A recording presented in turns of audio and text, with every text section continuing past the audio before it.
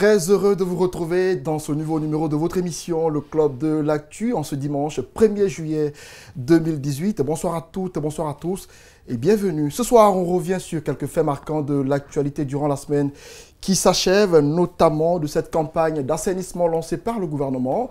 Nous allons revenir de long en large sur ce sujet avec des invités déjà présents sur ce plateau. On reviendra également sur les examens nationaux avec quelques cas d'irrégularité signalés ça et là.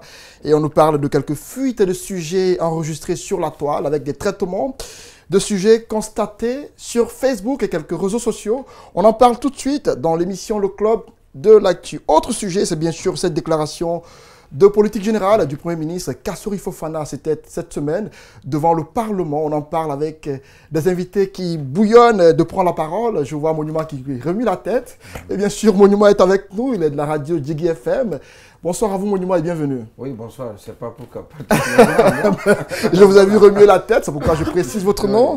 On a avec nous Aboubakar Sansobari du site ledjeli.com, à qui on dit bonsoir. Bonsoir, bonsoir. Et bienvenue. Merci. Voilà.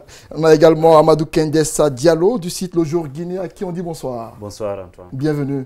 Le site Mosaïque Guinée, représenté par Amadou Tierno Camara, à qui on dit bonsoir et bienvenue. Bonsoir. Voilà donc le décor ainsi planté. On va tout de suite, avant d'entamer l'émission, vous proposer cette image sur la campagne d'assainissement. On revient après pour les commentaires. À la tannerie ce samedi, une tractopelle est en train de faire le curage. Habituellement, les taxis de ligne stationnent ici.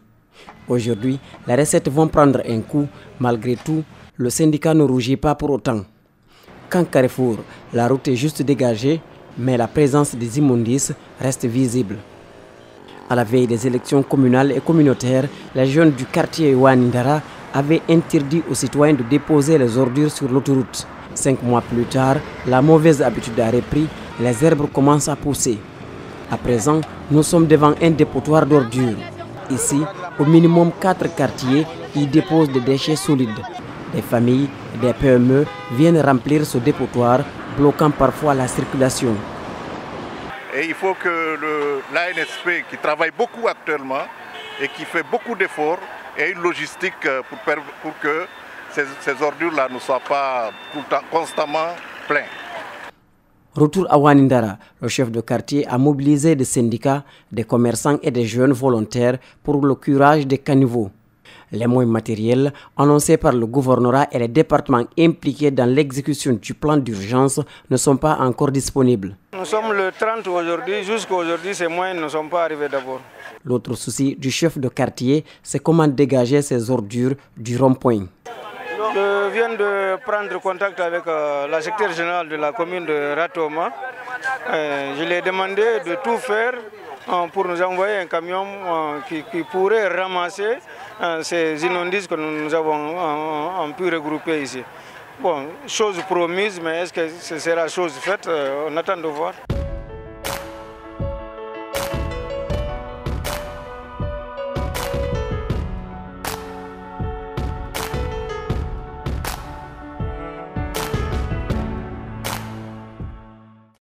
Voilà donc de retour sur ce plateau après cette campagne d'assainissement lancée donc par le gouvernement et le constat effectué par nos reporters.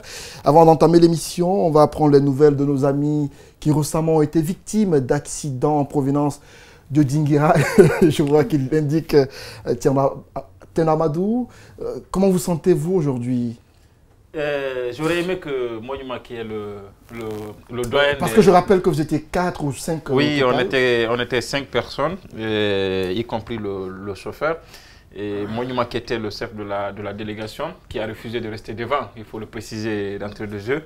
On ne sait pas pour quelle raison. C'est un événement triste, il faut le signaler, mais il ne faut pas que vous riez, parce qu'il y a quelques-uns parmi vous qui ont été touchés. Je pense qu'il faut rendre grâce à Dieu, parce que ce qui s'est passé, c'est quand même extraordinaire pour nous qui l'avons vécu. Parce que, honnêtement, avec l'état de la voiture qu'on peut voir, et puis l'accident et tout ça, il est quand même un peu difficile de faire croire à quelqu'un qui n'a pas assisté à la scène que les 5 personnes qui étaient à l'intérieur sont sorties indemnes. Bon, il y a quand même notre compagnon Mamadou Diallo qui est encore à la maison. Qui a été blessé à la tête. Qui a été blessé à la tête. Et je pense que voilà, ça s'est relativement bien passé, les soins et tout ça, grâce au soutien de quelques personnalités. Et je pense au ministre Gassama qui a fait envoyer un véhicule pour nous récupérer parce que notre véhicule ne pouvait pas continuer, pour nous amener à Conakry. Et de là, on est directement allé à l'hôpital Sino-Guinéen pour les premiers soins. Et je pense qu'après, il y a eu une prise en charge aussi du côté de la minière avec une autre clinique avec le soutien du directeur national des impôts, Macky Sall, qu'il faut aussi saluer. Ensuite, d'autres amis, d'autres connaissances, d'autres parents qui sont venus en aide, et ne serait-ce que les messages, les appels pour un réconfort moral et tout ça. Et aujourd'hui, nous rendons grâce d'abord à Dieu, parce que c'est quand même extraordinaire, comme je vous l'ai dit. Et ce qu'il faut rappeler, c'est que Monument, vous reveniez des obsèques de Aboulaye Ba, et qui était très proche de vous aussi, avec qui vous étiez très amis. Et circonstances ou fait du hasard, cet accident se produit. Oui, c'est vrai. Je ne vais pas revenir sur les circonstances de l'accident. Il y a Tcherno qui a parfaitement décrit cette circonstance. C'est vrai que parler de Aboulaye Ba, on était tous à l'enterrement de Aboulaye Ba, notre confrère. Moi, c'est mon frère ami. C'est vrai que j'étais très proche d'Aboulaye Ba. J'ai même écrit mon témoignage pour dire que le temps n'a pas eu raison de notre amitié. On a eu l'impression qu'on est venu d'un même village, donc d'un même frère, d'un autre sang. On était trop proches. Et surtout, ce qui m'a marqué, ce qui m'a surpris dans la disparition d'Aboulaye Ba, la veille, j'étais avec Aboulaye Ba. Le lundi de sa mort, on devait se revoir pour des trucs nous concernant. Donc malheureusement, on ne s'est plus revu. J'ai été le voir, c'était le jour de la fête et c'était pour lui remettre quelque chose. Je l'ai appelé longtemps, il n'a pas décroché. Après, il a décroché, je lui ai dit que j'ai quelque chose à lui donner. Vous savez, c'était, au fait, l'homme, j'ai eu l'impression, c'est comme Aboulaye Ba, s'il savait qu'il n'allait pas rester longtemps en vie. Parce que c'est quelqu'un qui s'en foutait pas mal du matériel. Si vous voulez voir Aboulaye Ba, dites-lui que vous avez un scoop, une information à lui donner. Et donc, il fait tout pour aller vous rencontrer là où vous êtes. Mais quand vous dites à Aboulaye que j'ai quelque chose à vous donner, l'argent ou le matériel, bref, vous ne le verrez pas. Donc, c'est vous qui le cherchez, c'est vous qui êtes C'est un témoignage qui a été rendu par la plupart des personnes. Oui, c'est vous qui êtes à sa l'ont connu. Je sais parce que j'ai fait beaucoup de choses avec Aboulaye Ba. On se parlait presque tous les jours. C'est vrai qu'il y avait une proximité qui était trop grande, ouais. C'est vrai. Donc, j'ai été vraiment touché. J'ai été vraiment touché par sa mort et j'ai été vraiment touché. Je ne m'y attendais pas, mais Dieu s'appelle grandeur, Dieu s'appelle surprise aussi. Et tout ce qu'il fait, c'est ce qui est bon. Donc, on est obligé d'accepter ainsi et prier pour la mémoire de l'homme, du grand journaliste qu'il a été, mais de l'homme social, d'une sociabilité exceptionnelle. Oui, c'est vrai. Et c'est quelqu'un qui ne se fâchait pas, Aboulaye Ba. Il se fâchait difficilement. Et malgré parfois nos points de vue divergents sur des sujets d'actualité que nous connaissons, mais on est resté toujours des très bons amis. Et je sais ce qu'il disait de moi à mon insu. Et donc cela confirme. Et quand j'ai été à Dingré, c'est là où j'ai compris que je comptais beaucoup pour Aboulaye Ba. Et parce que son papa que je n'ai jamais vu, ses frères que je n'ai jamais vus, m'ont appelé pour me témoigner des témoignages que Aboulaye Ba leur faisait me concernant. Et donc ça m'a encore davantage réconforté. Et je resterai, comme je l'ai dit dans mon témoignage, je resterai toujours son ami. Et je me mettrai je sais ce qui lui tenait à cœur, ça je le sais. Et ce qui lui tenait à cœur, c'était sa femme et ses parents. Et donc, je ferai en sorte que ce qui lui tient à cœur soit pour moi aussi une priorité. Voilà, d'accord. Je prie Dieu pour que je sois à la hauteur de satisfaire ses préoccupations. Témoignage à l'instant de Lamine Mounmoua Cissé, un autre ami à Aboulaïba. Alors, dans le même sillage, il y a également les enquêtes dont on ne connaît jusque-là pas le déroulement. Le suspect numéro 1 qui est toujours en fuite et aucune communication officielle de la police, encore une fois. On se pose bien des questions et la presse qui apparemment reste silencieuse. Oui, non, mais ça ressemble à tous les autres événements auxquels on assiste en Guinée. Hein. Pendant le gros moment de l'émotion, c'est le branle-bas total, tout le monde se soulève. Mais aussitôt que le premier cap est passé, tout le monde oublie. Donc c'est regrettable, mais je pense que si la presse dans son unanimité s'est levée pour rendre hommage à Blaïba, cette presse devrait aussi de manière unanime mettre la pression pour que les enquêtes aboutissent. Sauf que jusque-là, parlant du cas de la police, Kendessa, comment comprendre qu'il n'y ait aucune communication par rapport au rapport de l'accident? Parce qu'on nous apprend que le rapport, il est de 13 pages, il est fini, mais il n'y a pas de communication autour. Ce qu'on ne comprend pas, cette jeune dame-là, comme Sanso l'a rappelé tout de suite, depuis pratiquement, ça fait 2 semaines, maintenant plus de 2 semaines, il y a eu cet accident ici à Matoto, et que la police n'ait pas pu rendre le rapport. Ça soulève des inquiétudes. Et comment on n'a pas pu arrêter le suspect numéro 1 en attendant, on reste dans ça. Est-ce que c'est à cause de cela?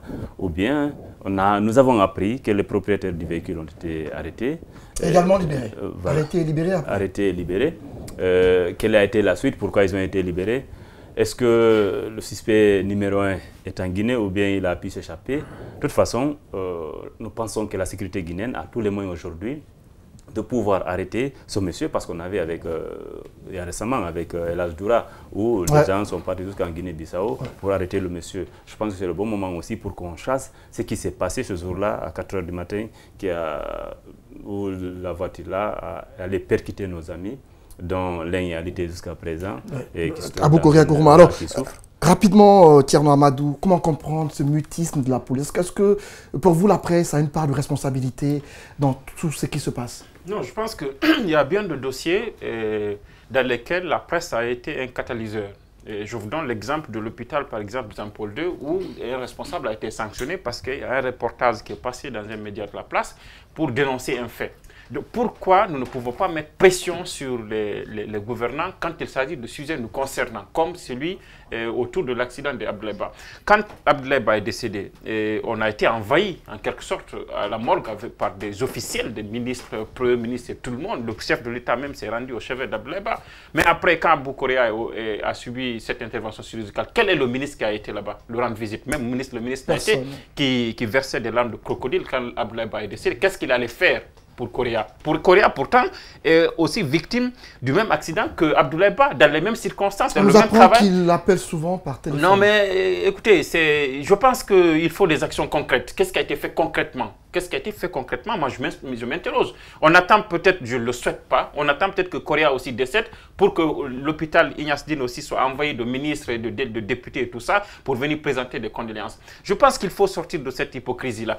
Et la mort d'Abdoulaye Ba, à mon avis, devait être l'occasion pour nous, les médias, de se poser beaucoup de questions. Beaucoup de personnes unanimes décèdent dans de telles conditions. Quelqu'un qui décède à 4 h du matin, parce qu'il y a un jeune, peut-être ivre et tout ça, qui est à l'origine d'un accident, qui a tué quelqu'un à 4 h du matin et en présence de 2 ministres de la République. De 3 ministres de la République. Qu'est-ce qui s'est passé? Est-ce que la police a joué son rôle de régulation de la circulation routière? Ça, c'est un aspect de gouvernance. Ensuite, quelqu'un qui arrive à l'hôpital, on vous dit qu'ils sont arrivés vers les 4 h là. C'est à quelle heure? Nous, on est venus à 6 h. Je pense que c'est vers les 8 h que le premier médecin qui devait les prendre en charge est arrivé. Vers les 9 h plutôt qu'il est arrivé. Dans un état normal. À Conakry, ce n'est pas en brousse quand même. C'est à Conakry, c'est la capitale. Donc, tout ça devait être des questions, c'est un cocktail de questions qu'on devait soulever pour aider au moins à améliorer les choses. Mais on est tous restés dans l'émotion. Et parfois, on a fait passer nos amitiés avec ces ministres qui sont impliqués dans l'accident. Bon, impliqués peut-être, mais qui sont concernés par l'accident, notamment Naïté et tout ça. Et on est resté en train de les flatter, en train de dire qu'ils ont bien fait, qu'ils ont aidé, qu'ils ont fait ceci, cela. Je ne crois pas que des gens aient dit que le ministre n'a été bien fait parce que dans les commentaires qu'on a entendus, quelques-uns, même des politiques, on se sont posé des questions par rapport à l'heure exceptionnelle à laquelle l'assainissement a eu lieu. Abdoulaye Ba est décédé, et paix à son âme. Et on a vécu la mort de Koula. Ce n'est pas la première fois qu'on vit des choses comme ça. Koula, il a pris une balle, j'étais à côté. Au siège de l'UFDG. Au siège de l'UFDG. Aussitôt, les associations de presse ont dit qu'elles se constituaient partie civile pour le procès. Quand le procès de Koula s'est passé au tribunal, aucune fois je n'ai vu un seul individu de la presse venir dire c'est moi la partie civile qui représente Koula. Finalement, le procès est devenu un procès entre Bahouri et là, vous accusez le patron de juger. Non, mais c'est clair. Non, bon, je n'accuse pas fondamentalement une personne, je dis la presse. Le fondateur du site. Je dis la presse. Moi, ce jour, j'ai écouté les associations de presse dire qu'elles se constituaient partie civile. Donc, ne personnalisez pas le débat. Vous pensez ce sont les mêmes associations de presse qui, lorsque Abdoulaye Ba est décédé, j'ai entendu dire qu'on allait se constituer aussi partie civile. Mais quel est le moyen de pression qu'on a utilisé pour faire en sorte que ces personnes qui ont été arrêtées soient jugées et que vraiment des conditions... Les personnes arrêtées, on estime qu'elles ne sont pas à l'origine de l'accident. Non, mais écoutez... Quand on prend par exemple la mère de celui qui a disparu, elle ne peut pas être condamnée à la place de Je ne vous ai pas dit de condamner. Je ne vous ai pas dit de condamner les personnes qui sont arrêtées. C'est ce que vous avez dit. Non, écoutez... Qu'elles soient condamnées à la hauteur de leur forfaiture. Je dis de condamner les responsables de cet accident. Le président de la République, le chef de l'État a promis ce jour. Il a dit que ça ne sera pas impuni que parce que des gens ne peuvent pas prendre la bière et aller tuer des gens comme ça. Il a dit lui-même, c'est la première autorité. Ensuite, les ministres qui sont concernés, on dit même non, on a même arrêté des gens, ils vont être jugés. Mais qu'est-ce qui a été fait pour qu'on nous présente au moins, on ne présente pas un coupable, mais qu'on nous présente le coupable de cet accident et qu'il soit puni. Il ne peut pas ramener Abdoulaye Ba. Vous pensez qu'il y a contradiction dans la démarche de la presse?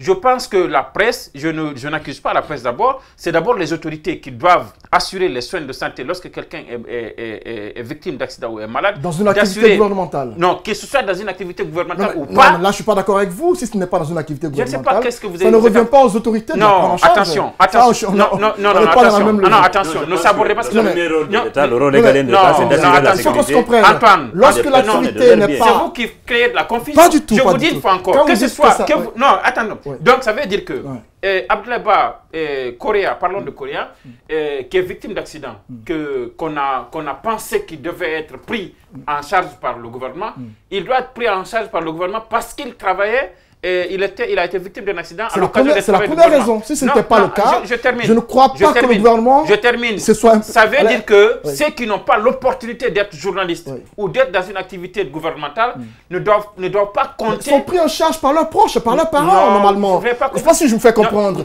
Lorsque, par exemple, vous êtes victime d'accident... Je prends un exemple. Je voudrais dire deux phrases. Laisse-moi placer ça au moins. Quand vous êtes victime d'accident... Permettez-moi de dire deux phrases. Permettez-moi que je dise quelque chose. Moi, je termine. Après, vous pourrez développer. Ça ne peut pas se passer entre vous deux. C'est pas possible. Deux phrases. Pas des spectateurs. Je dis une fois encore. Je dis une fois encore.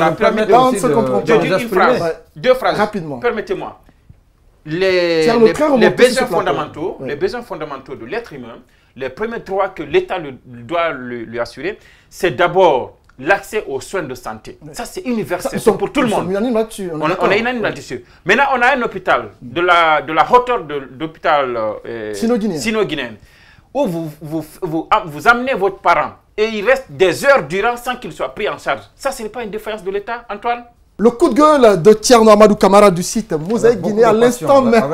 Ah bon, ça c'est vous qui le dites. Rapidement, vous voulez placer un mot. Vous savez, quand on aborde des sujets avec beaucoup de passion, le plus souvent on rate ce que... Allez-y, objectivement. Alors oui, moi je suis d'accord que l'État doit assurer, garantir à tous les citoyens l'accès aux meilleurs soins de santé. Donc, je suis d'accord. Alors, si vous n'êtes pas en mesure de prendre en charge, ou l'hôpital se déclare incompétent de vous soigner, et vous n'êtes pas en mesure de vous assurer une évacuation, l'État, à cet effet, doit venir en aide pour vous permettre de vous envoyer, pour vous permettre d'aller, d'aller vous soigner dans un meilleur cadre, ou dans un cadre approprié. L'État doit le faire, à condition que l'intéressé ou les parents de l'intéressé se déclarent incapables de le faire.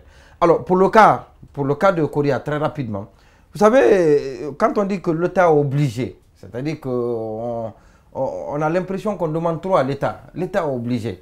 l'État doit le faire. Comme je l'ai dit tout à l'heure, c'est un citoyen guinéen. Donc l'État peut N'oubliez pas le contexte. L'État peut le faire aussi bien pour Kouria. N'oubliez pas le contexte surtout, Monument. Non, le contexte, il est très précis, il est très particulier. Le contexte, permettez-moi, c'est un accident de travail. De travail qui avait lieu lors d'une activité gouvernementale, mais improvisée. Je vous le rappelle, parce que l'itinéraire ou la destination... Il n'a pas été autorisé par son média d'aller couvrir cette activité. À l'INSA. Non, je veux savoir s'il n'a pas été autorisé par son média. Dans l'autorisation qui a été donnée, c'était à l'INSA pour la couverture d'un pont qui n'était pas en bon état. Le pont d'ailleurs qui s'est écroulé. Mais le trajet de Matoto et de Madia n'était pas prévu dans le trajet. Ça a été une improvisation des membres du gouvernement. Il faut le rappeler. Donc ça n'a pas été prévu. Ce n'était pas prévu dans l'itinéraire officiel. Ce n'était pas prévu dans l'itinéraire officiel. Voilà. Donc il n'a pas été demandé le média n'a pas accordé à Kouria d'aller couvrir les activités pour la couverture d'un pont en mauvais état à l'INSA et non d'un assainissement à Matoto ou à Madina. Ça reste à savoir, je ne sais pas, comme je ne suis pas... C'est connu de tous ce monument.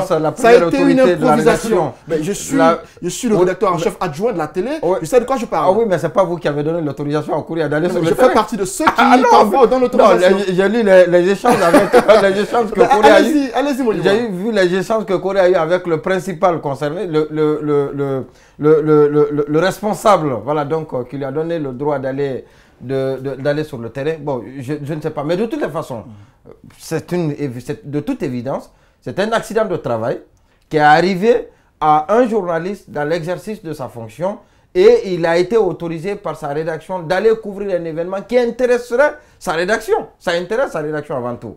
Ou sinon, voilà, la rédaction n'allait pas lui demander d'aller sur le terrain. Alors, quand ça arrive ainsi, c'est la rédaction qui a l'obligation, je dis bien, sa rédaction ou son média, son entreprise a l'obligation de le prendre en charge.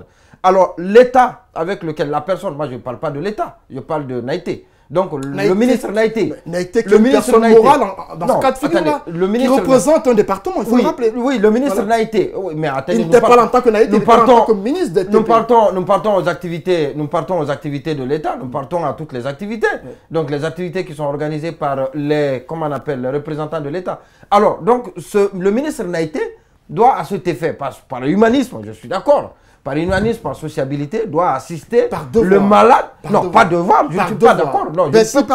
Je ne peux pas être d'accord qu'on puisse nous coller l'obligation de prendre en charge le journaliste qui a été blessé pendant qu'il était...